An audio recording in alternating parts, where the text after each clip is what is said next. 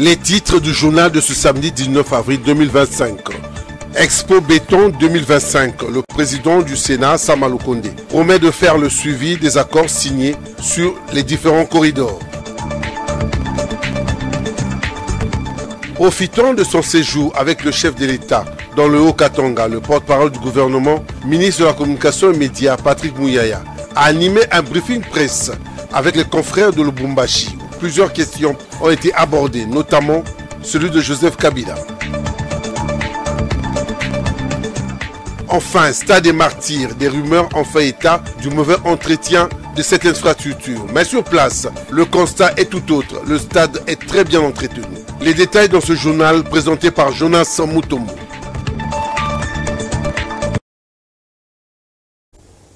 Ravi de vous retrouver ce samedi 19 avril 2025 dans le cadre de grande édition du journal sur Kanakin Télévision. Mesdames, Mesdemoiselles et Messieurs, bonsoir. Ouvrons ce journal par cette nouvelle. Le centre hospitalier Tshisekedi Tshilombo dans la province du Haut-Katanga, précisément à Lubumbashi, a été inauguré par le président de la République, Félix-Antoine Tshisekedi Tshilombo. La création de ce centre est une preuve de la révolution dans le secteur sanitaire voulu par le chef de l'État. Mario Ambongo nous en dit plus.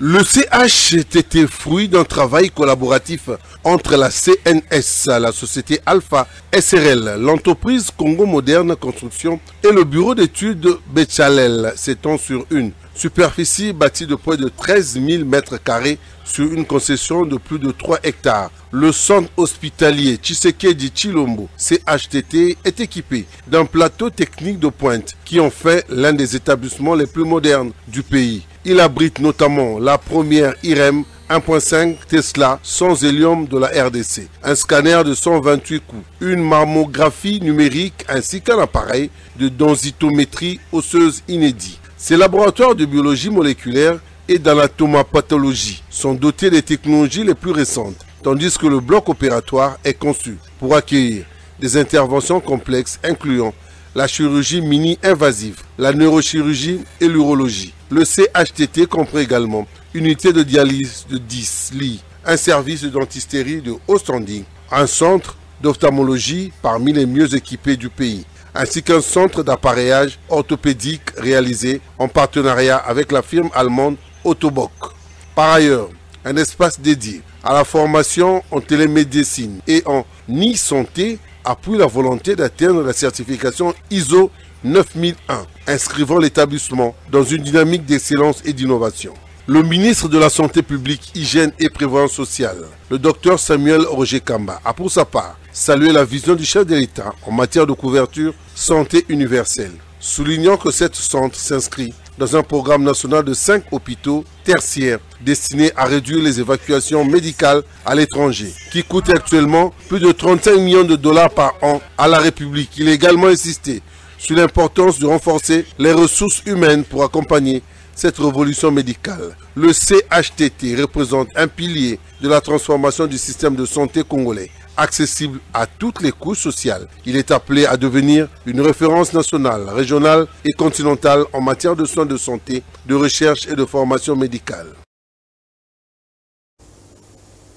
Sachez qu'à l'Assemblée nationale, exécution du programme de 145 territoires, le VPM en charge du plan Guilanyembo a été auditionné par la commission ATI qui a pour rôle de renforcer le contrôle parlementaire, mais aussi de mener des réformes pertinentes et courageuses pour le bien de la population. Mario Ambongo, encore une fois. C'est dans ce cadre et conformément à sa mission d'exercer un contrôle direct sur l'action du gouvernement que cette commission dirigée par la députée nationale Caroline Bemba procède à l'audition de certains membres du gouvernement sur des questions relevant de ses attributions. La dernière audition date est celle du vice-premier ministre, ministre du Plan, Guilanyembo, le jeudi 17 avril. À travers cet exercice démocratique, les élus nationaux membres de la commission ATI-NTICA veulent savoir un peu plus sur l'état d'avancement du programme du développement local des 145 territoires PDL 145.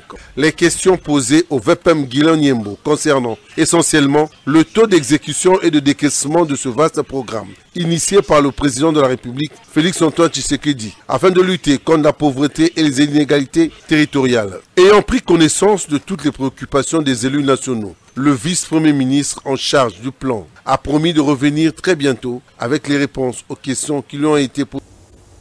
Au cours de l'Expo au béton 2025, le président du Sénat, Jean-Michel Samaloukonde, a promis de faire le suivi des accords signés sur les différents corridors et veiller aux dividendes des populations environnantes de ces infrastructures. Plus de détails dans ces commentaires.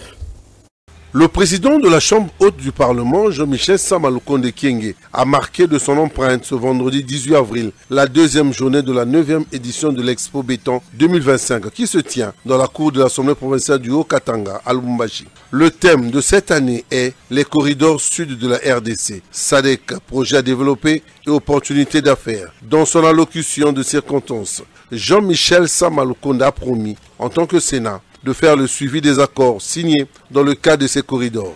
Nous avons demandé à ce qu'il y ait une très grande implication de tous les acteurs, mais surtout encourager que ce type d'exposition continue de se faire.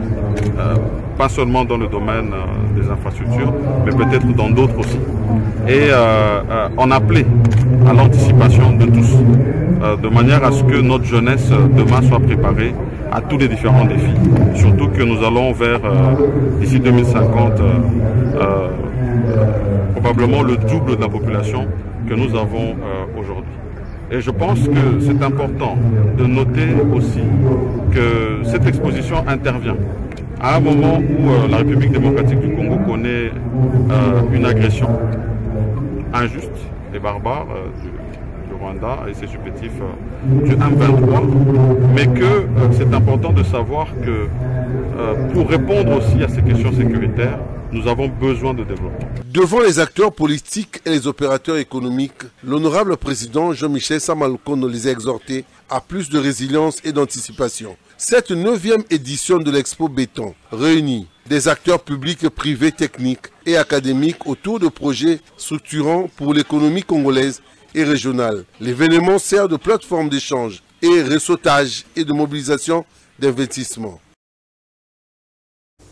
Restons toujours dans la province du Haut-Katanga, faisant partie de la délégation gouvernementale dans cette province. Le ministre de la Communication et Médias, Patrick Mouyaya, a profité de l'occasion pour faire un briefing presse avec le confrère de ses coins. Plusieurs questions ont été évoquées, notamment à celles qui concernent l'ancien président de la République, Joseph Kabila Aka-Abang. Suivez. Lors du briefing presse animé le samedi 19 avril 2025 à Lubumbashi, le ministre de la Communication et des Médias, Patrick Mouyaya, répondant à la question faisant suite à la présence de Joseph Kabila à Goma, a démontré que la priorité, c'est d'analyser le contexte sécuritaire et politique autour de cette visite. Du Haut-Katanga, qu'on appelle Mzee Laurent Désiré Kabila, qui a fait le serment de ne jamais trahir le Congo. Alors, il faut, dans les actes qui sont posés par un de ses illustres prédécesseurs, disons successeurs, que dans les actes que nous posons, nous nous assurons que nous ne trahissons justement pas les serments de Mzee. Nous savons tous, et je n'ai pas besoin de le rappeler, aujourd'hui nous connaissons l'ennemi. Nous connaissons les complices de l'ennemi. Alors, est-ce que dans la symbolique, parce qu'il ne faut pas oublier que le président Kabila lui-même a combattu les M23. Il ne faut pas oublier qu'il a été commandant suprême de forces armées de la République démocratique du Congo. Il ne faut pas oublier que quand il était commandant suprême, il y a des officiers supérieurs qui sont morts, des militaires qui sont morts dans le combat contre les supplétifs du Rwanda. C'est connu. Et pour la plupart, ils ont toujours base Goma. Donc dans la symbolique, il y a des choses importantes. Alors moi je dis, je ne veux pas présager, je ne l'ai pas entendu, mais il faut regarder dans la symbolique les actes qui sont posés et les conséquences qu'ils peuvent avoir. Devant un parterre des journalistes, le porte-parole du gouvernement n'a ni confirmé ni infirmé la présence de Joseph Kabila à Goma dans la province du Nord Kivu. Pourtant, dans l'opinion, des rumeurs persistent et confirment bel et bien la présence de Joseph Kabila dans cette partie du pays. Toutefois, Patrick Mouyaya a rappelé que la nécessité d'unir les forces pour mettre fin à cette guerre d'agression. Prenons cette fois-ci la direction de l'Assemblée provinciale de Kinshasa. Le président de cette institution, Levi Mbouta, a confirmé la loi de dite concernant le déchet domestique. Une évolution positive qui permettra de mettre fin au problème d'immondice dans la ville-province de Kinshasa. Suivez. La plénière du jeudi 17 avril 2025, l'Assemblée provinciale de Kinshasa a annoncé la recevabilité de la proposition d'édit présentée par le rapporteur de l'organe délibérant de Kinshasa, et ce, après un débat avec les honorables députés provinciaux. Sans tergiverser, cette proposition a été transmise à la commission PAJ avec l'appui de la commission environnement afin d'y apporter les ajustements nécessaires, mais également pour un examen approfondi. Un autre sujet évoqué au cours de cette plénière, c'était la présentation, l'examen et la recevabilité de la proposition d'édit déterminant des sanctions relatives à la gestion des déchets domestiques dans la ville provinciale de Kinshasa. Sous l'initiative de l'honorable Mbengai Kamanga Socrate, la plénière de ce jeudi était aussi marquée par la validation des pouvoirs des députés dont le mandat est incompatible avec leurs fonctions actuelles. Dieu merci, Mbaïmba Zilwanga cède son siège à sa suppléante afin de conserver son poste de bourgmestre de Ngaliema. Tandis que l'honorable Jekoko Mulumba, élu sénateur, a fait le même exercice de céder son siège à son suppléant. Voilà, nous sommes allés trop vite en besogne. C'était plutôt là présenté par le rapporteur André Kongolo. La proposition d'édit déclarée recevable, c'était proposition a été transmise à la commission PAJ avec l'appui de la commission environnement. Voilà. Poursuivons ce journal, restons toujours à l'Assemblée provinciale. Le président de l'Assemblée provinciale, Levi Mbouta, a confirmé la loi de dite concernant le déchet domestique, une évolution positive qui permettra de mettre fin au problème d'immondice dans la ville-province de Kinshasa. À suivre. Et là, nous devons sortir avec une conclusion. Une conclusion, il n'est pas question de plaire quelqu'un ou de ne pas plaire quelqu'un d'autre.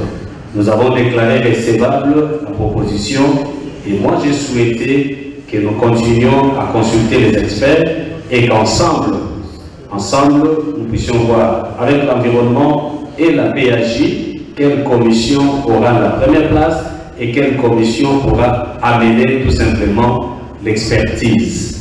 J'ai l'impression qu'il y a une option qui est en train de se dégager ici, qu'on confie à la PAJ, que la PAJ travaille, tout en demandant l'expertise de la commission environnement. C'est ça la proposition qui est en train de sortir ici. Je serai obligé de poser la question pour que nous puissions conclure. Honorable, souhaitez-vous que cette proposition soit remise à la commission PAJ qui pourra, dans l'exercice de son travail, faire intervenir l'expertise de la commission environnement? Je posais cette question. Qui sont pour? Parce que nous devons sortir avec une décision ici. Voilà, merci. Qui sont contre? Qui s'abstiennent? Merci. La proposition est envoyée à la commission PAJ qui pourra faire intervenir l'expertise de la commission environnement. Dans un autre chapitre, et sachez que l'Union des femmes du Congo, UFC, est structure spécialisée œuvrant au sein du mouvement de libération du Congo, que dirige Anne-Marie Makwebo, a tenu sa traditionnelle réunion hebdomadaire le vendredi 18 avril. Plusieurs femmes venues des quatre coins de la capitale congolaise ont adhéré à l'UFC. Reportage Veambata et Naomi Mbeza. Comme à l'accoutumée, l'Union de femmes du Congo, UFEC, structure spécialisée au sein du mouvement de libération du Congo, MLC, parti cher à Jean-Pierre Bemba Gombo, a tenu ce vendredi 18 avril 2025 sa traditionnelle réunion hebdomadaire avec comme particularité l'adhésion massive de femmes venues de quatre coins de la capitale congolaise. Ces dernières s'engagent à soutenir la vision motrice de Jean-Pierre Bemba Gombo pour le développement durable d'un Congo prospère. Lelo ezali mokolo oyo toyambi ba mama asika bakadere na kati ya IFEC po bango balingi IFEC baza musika moye ba découvrir yango ezake bazoluka MNC bazoluka makambo ya Bemba bazoyeba te nde yango wana mama Nicole aki kodepli bamama mpe baza nsima kiba Bemba Gombo mpe baza susi ya Bemba Gombo yango bakoti na kati ya IFEC batadere na kati ya IFEC. Naye awa naza membre ya MLC naye na bamama lelo mpona na présenter bango baza bamembre na biso bamama oyo bazali bamama oyo ye mpona nsima ya Jean-Pierre Bemba aza motu oyo toza na nsima na ye tozosoutenir ye et tozosoutenir ye mpona libela. Pour plus de mobilisation azimut, en vue de créer dans un temps record les cellules de base dans les différents coins et recoins de la capitale, l'UFEC projette dans le tout prochain jour les descentes stratégiques sur terrain.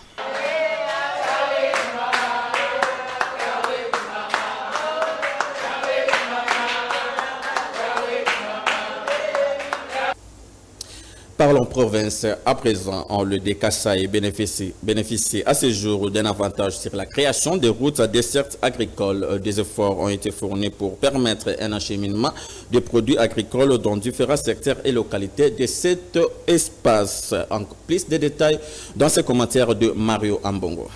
Dans le cadre du programme d'entretien routier pré-intermédiaire 2024, la direction de l'Office des voies et des dessertes agricoles OVDA Kasai Central a exécuté les travaux de 268 km dans les territoires de Djibaya, Djimbelenge, Kazumba, Louisa et l'interland de la ville de Kananga. Ces travaux financés par le Fonds national pour l'entretien routier FONER ont pris au total 3 mois. En fait, plusieurs axes ont été concernés par ces projets. Et à ce jour, tous ces tronçons sont praticables. Cette initiative du directeur général de l'OVDA, Cléophas Badiachile, implémentée en province par Jean-Paul Ndaye Mwambikaï, vise à faciliter la circulation des personnes et de leurs biens, mais aussi et surtout de permettre l'évacuation des produits vivriers des centres de production vers le centre de consommation. Content de l'évolution des travaux, Jean-Paul Ndaye Mwambikaï n'a pas caché sa joie. Il a félicité au cours d'une réunion d'évaluation toutes les agences d'exécution de ces travaux. Cap vers 2025, des plaidoyers sont en cours pour que d'autres tronçons du Kasai central soient réhabilités. Pour plus d'un quinois à la réhabilitation de l'avenue Kabambare dans la commune de Kinshasa est une nécessité particulière pour la fluidité du trafic intercommunal exécuté par le piéton, taxi-bis, taxi-moto et tant d'autres usagers. Constat fait par Nancy Imianda, rendu par Jacques Bossekota. Le gouverneur de la province de Kinshasa, Daniel Bumba-Lubaki, avait procédé au lancement des travaux de réhabilitation de quelques grandes artères de la ville. La réhabilitation, cette fois-ci, de la voirie urbaine de Kabamba est en voie d'être réalisée. Actuellement, en piteux état, les motos et les piétons pour circuler deviennent un véritable problème pour accéder au centre-ville. Les engins sont en marche, signalant que les principales artères concernées par ces travaux de réhabilitation sont les avenues Kabamba, avenue Kabinda et Flambeau, et que ce tronçon soit réhabilité le plus vite possible pour éviter les embouteillages devenus récurrents dans la ville province de Kinshasa. Kinshasa a besoin d'avoir des routes neuves et modernes pour permettre une circulation fluide et rapide. Poursuivons ce journal avec cette nouvelle. À travers une communication du samedi 19 avril 2025, le Fonds forestier national qualifie les propos de quelques membres du cabinet du président du conseil d'administration suspendu qui réclament le non-paiement de leur salaire par l'actuel comité de gestion d'une démarche qui vise à alerter l'opinion à travers quelques médias sur les allégations infondées qui reflètent aucune réalité et qui sapent ainsi l'image du fonds. Suivez ici Arnaud Carlos Mbole et Kouni Lobota, qui est le chargé de communication du Fonds forestier national. Depuis ce jeudi 17 avril 2025, les membres du cabinet du président du conseil d'administration suspendu du Fonds forestier national réclament le non-paiement de leurs salaires. Dans leur démarche, ils ont intentionnellement alerté l'opinion à travers certains médias sur des allégations infondées qui ne reflètent aucune réalité et qui sapent ainsi l'image du Fonds forestier national. À cet effet, le Fonds forestier national porte à l'attention de l'opinion publique des précisions suivantes. 1. le climat de paix et de quiétude règne désormais au Fonds forestier national, où les relations entre la tutelle, les conseils d'administration et la direction générale se portent au beau fixe. Il n'y a donc pas de cacophonie, comme l'ont affirmé les membres du cabinet du PCA suspendu. 2. Depuis le 7 mars 2025, une équipe des inspecteurs de l'inspection générale des finances est en mission officielle de contrôle a priori au Fonds forestier national. Toute dépense requiert donc une validation des 10 inspecteurs avant d'être exécutée. À l'heure actuelle, parler de coulage des recettes et de la mauvaise gestion au fond, comme l'ont exprimé les frondeurs, est une véritable chimère.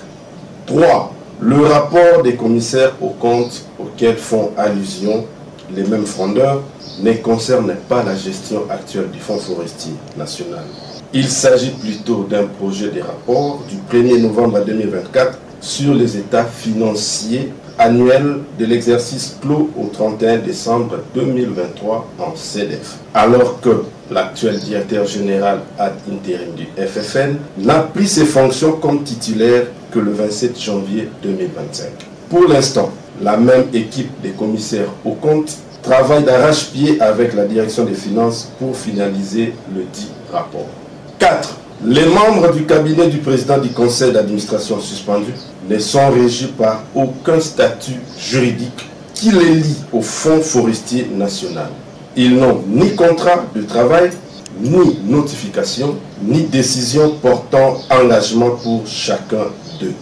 Enfin, 5. En définitive, toutes ces réclamations remplies de contre-vérités dénotent d'une mauvaise volonté de vouloir nuire à l'image du Fonds forestier national qui ne ménage aucun effort pour opérationnaliser les missions lui assignées par l'État congolais. La commercialisation de vin du palme, communément appelé Masanga Ambila, pour les vendeurs trouvés à Kimwenza Mission dans la commune de Mongafula, s'effectue avec tant de difficultés relatives aux contraintes sociales dont ils sont victimes, entre autres les problèmes de route et la non-réglementation de cette activité par les autorités compétentes. Reportage Jacques Bossekota. Dans les soucis de faire entendre leur voix auprès des autorités tant provinciales que nationales, relativement à leur métier, celui de la commercialisation des vins du palme, appelé communément Masanga Ambila, ces vendeurs trouvés à Kimwenza Mission, dans la commune de Mongafula, ont dû étaler quelques difficultés rencontrées pour la fabrication et la vente de cette boisson naturelle, la plus consommée parmi tant d'autres.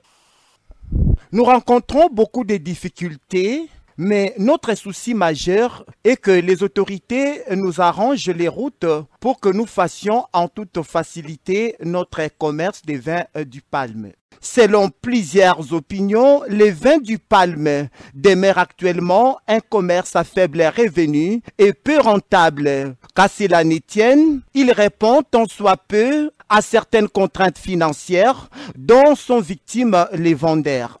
Je suis vendeuse ici au petit marché de Kimwenza. J'ai fait de longs trajets à pied pour acheter dans les forêts ces vins souvent demandés par des clients. Quand nous les fabriquons, nous mélangeons avec ces plantes appelées péchi-péchi pour rendre cette boisson beaucoup plus forte pour soulager les hommes et les femmes. Pour les autres, la commercialisation de cette boisson naturelle vin du palme est profitable car elle a plus de bénéfices. Je suis ici depuis 1986, mariée, et je scolarise mes enfants toujours avec les bénéfices de cette boisson Masanga Ambila. On gagne plus, mais ces derniers temps, cette boisson a de faibles revenus.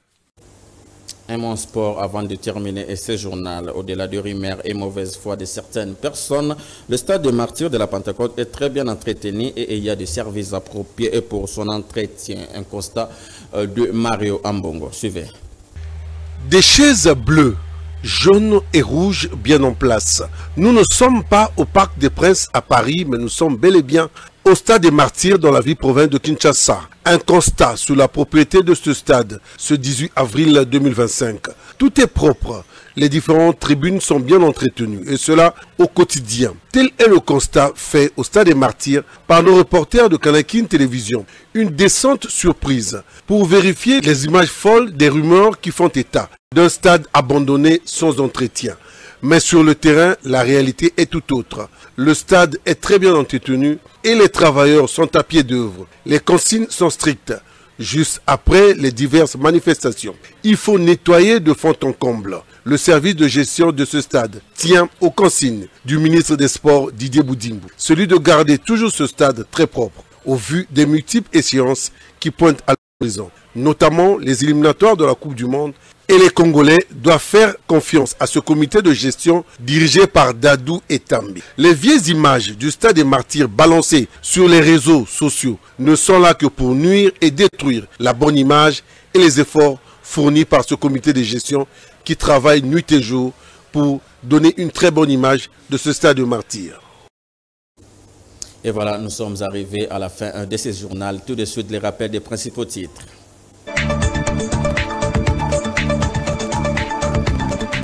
Les titres du journal de ce samedi 19 avril 2025.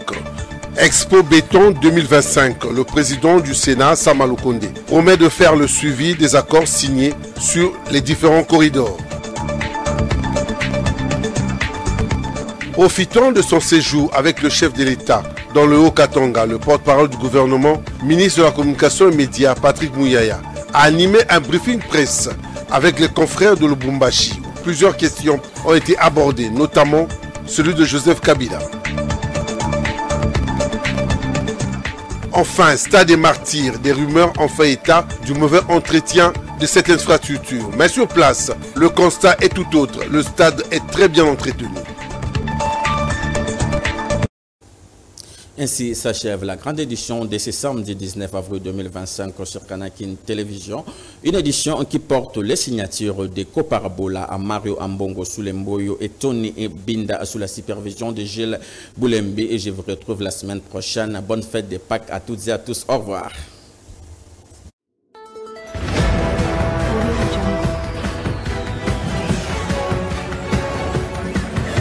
Audio